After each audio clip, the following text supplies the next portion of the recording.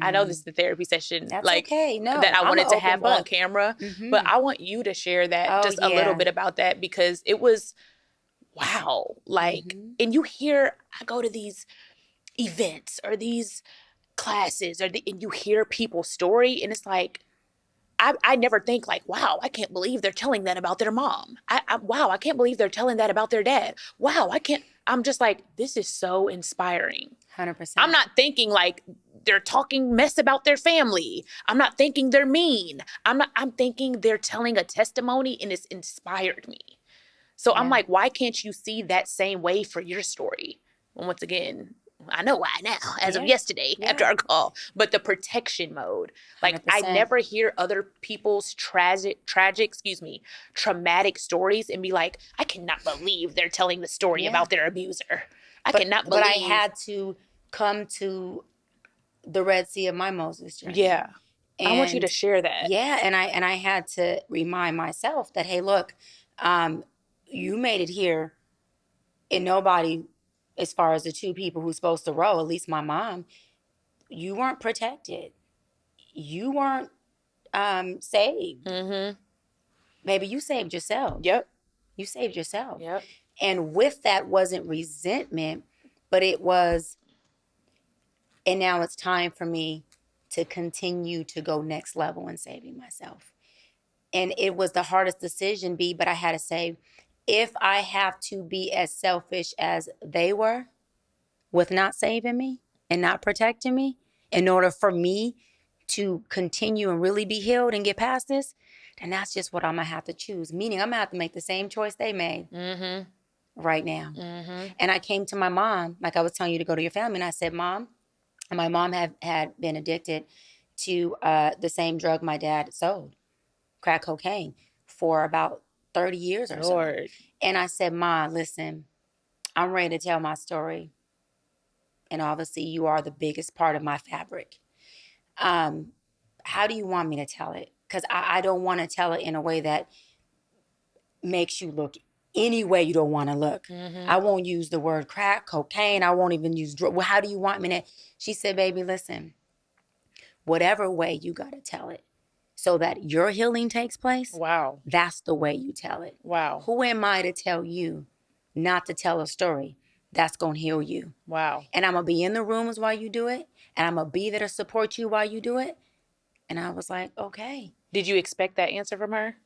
I did, because of the kind of mother I have. Okay. My mom is her kids come first. My mom is whatever you need. I'll take one for the team. I'll take two for the team.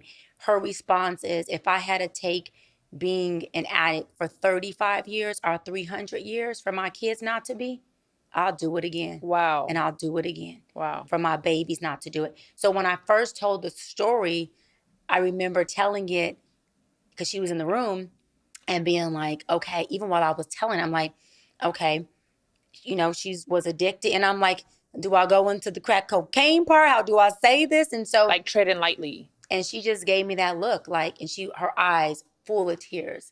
And I look over and she has that look like, you tell it how you need to tell it. And I was like, oh shit, here we go. And I just went into it. And then after I told everyone, my mom, was addicted to the drug my dad sold. And they had me at 15 and 16. And I had a bear crawl and figure this thing out called life on my own.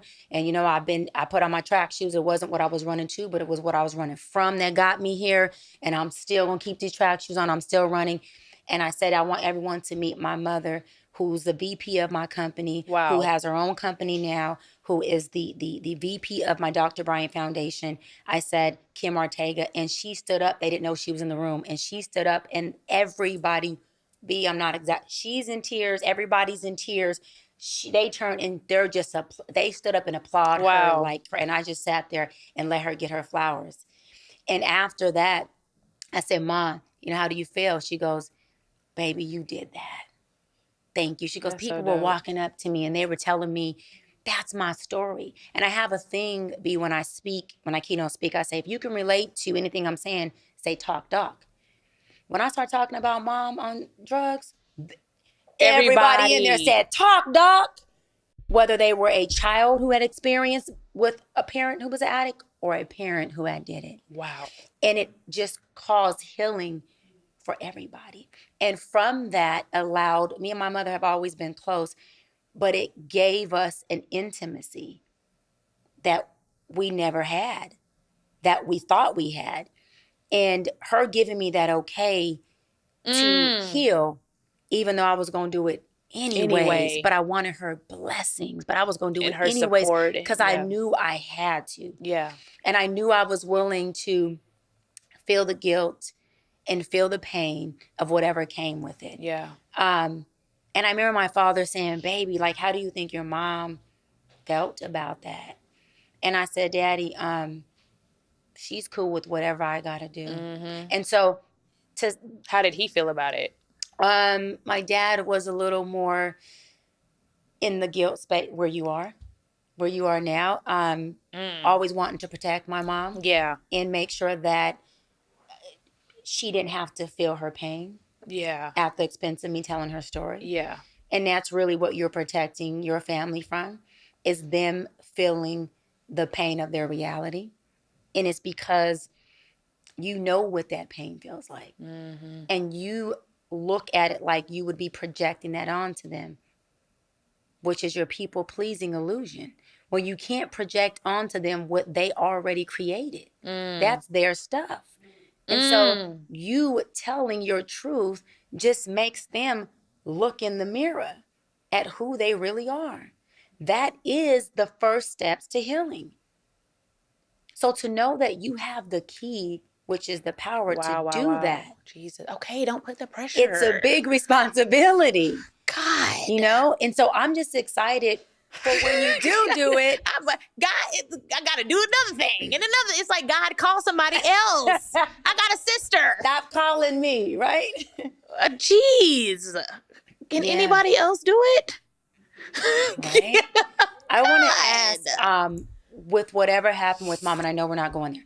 Yeah. But with whatever happened, have you had that conversation with your dad as far as how did that affect him?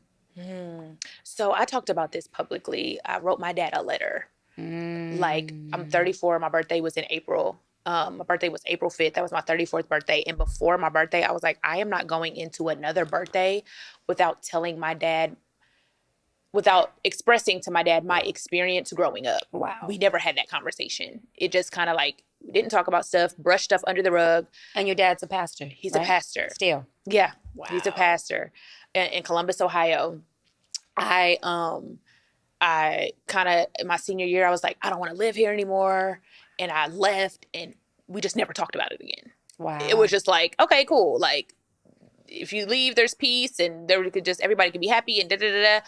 But we just never discussed it. Like, I never expressed my experience in that house growing up with him, like, from my POV, you know? Right. So I wrote him a letter. I read the letter, and my dad is just the sweetest. Like, he was so open. He was so receptive. He was so, just created a safe space for me to express myself. And you said he cried, huh? I don't think I've ever seen my dad cry. Wow. And he was about to like, but he stopped. Wow. So I don't even know if a tear fell. Like, his eyes were watering, but like, he didn't like boo-hoo, or I don't think I've ever seen my dad cry. Right. So it was emotional. You know, I wrote a letter, and then, like, you know, he apologized. What were some of the key things you said to him? What were some of the messages you really wanted him to receive from that letter? Letting him know that, I didn't just move on. Like, everything's not just okay. Like, okay, that happened 10 years ago, and and everything's fine now. You're an adult. You're good. Like, the things that happened in my childhood, I'm still dealing with today. Yeah.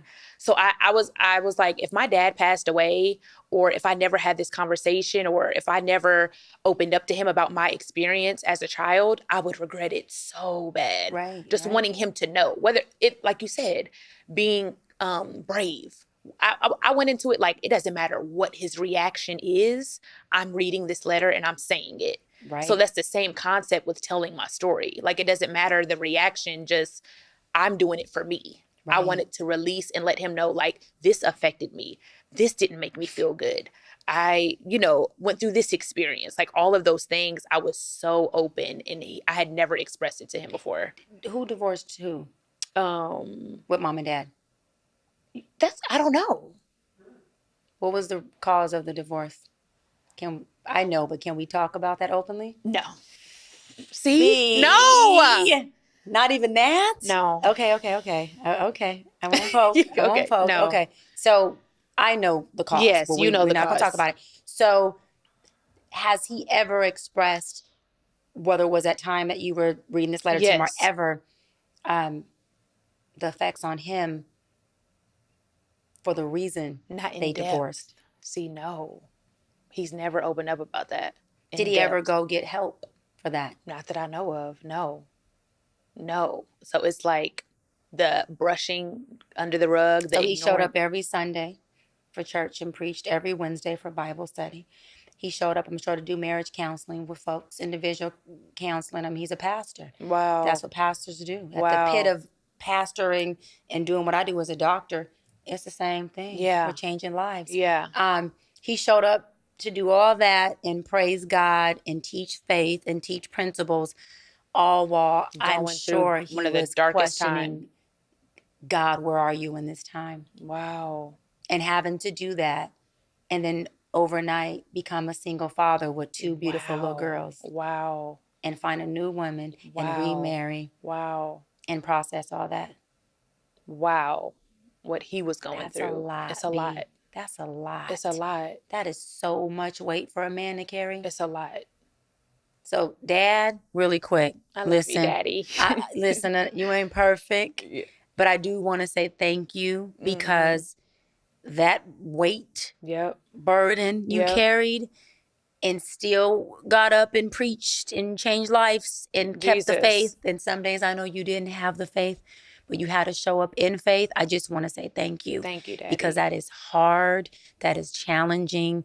But listen, you may have not hit all the spots, but you was hitting them and you aimed at them. So I want to say thank you because that is admirable. Yeah. Especially from what he went through. Yeah. And that's a lot. And even you just saying that, like, I'm gonna look at you, Daddy, now, because you're probably watching this. You might not be, but I love you so much. So much. I thank you for every sacrifice you made for me and my sister. I thank you for raising us to the best of your ability to be the loving, beautiful, brave, go-getter woman that I am today. It's because of you. I'm just like you.